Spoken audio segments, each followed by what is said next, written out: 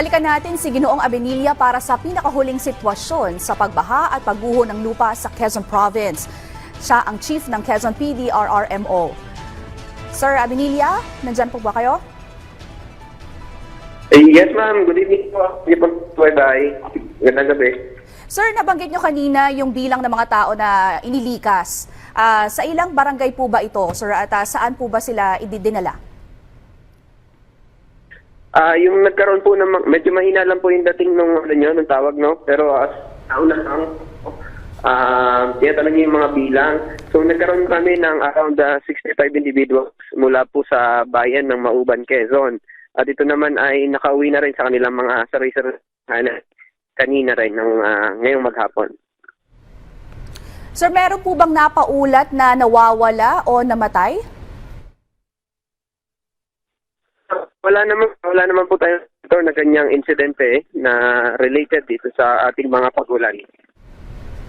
Meron po bang posibilidad na manatili ang mga residente sa evacuation center sa pagsalubong ngayong bagong taon?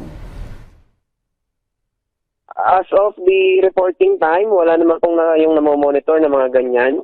Nagkaroon lang ng pagtaas ng level ng tubig, pero as I mentioned earlier, ito naman po ay nakapagbalik na rin sa kanilang mga tahanan. Ano pong assistance o tulong po ang inihanda ng LGU para sa mga tao nga naapektuhan? Of course, ang pamalaang local government unit at ganoon na rin ang pamalaang panlalawigan sa pangunguna ni Governor Dr. Helen Tan, nagkaroon na rin kaagad ng pamimigay ng ating mga ayuda ng food packs. And meron tayong tinatawag kasi na hot meals on the wheels. So meron po tayong mga kusina ni Dr. Helen na umiikot na nagbibigay po ng mga pagkain doon sa ating mga evacuees.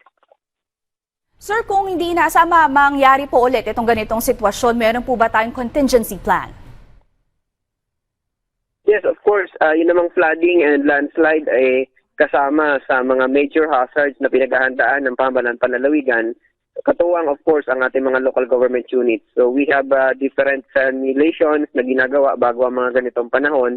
At ito naman po ay napapaghandaan ng ating mga lokal na pamahalaan. Lastly, sir, meron po ba kayong paalala o reminder sa mga residente kung sakali sa kanilang paghanda sa ganitong sitwasyon? So paalala po ni Governor Helen Tan sa ating mga kababayan, talaga pong sunod-sunod ang mga pagulan sa ating lalawigan. Kaya pinag-iingat po tayo, palagian na maghanda, makinig sa mga anunsyo, lalo na makipag-ugnayan sa mga pamahalang lokal at mga abiso ni Governor Helen Tan. Ano man pong oras ay pwedeng tumaas ang level ng tubig at lalo na yung mga nasa baybayin ng bundok at mga hazard-prone area kagaya ng landslide, tayo po laging maghanda. Ano mang oras pwede pong lumambot ito at pwedeng magkaroon ng pagguho ng lupa.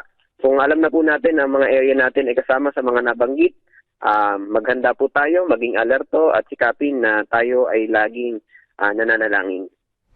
Maraming salamat po, Mr. Melchor Abilia, Chief ng Quezon PDRRMO.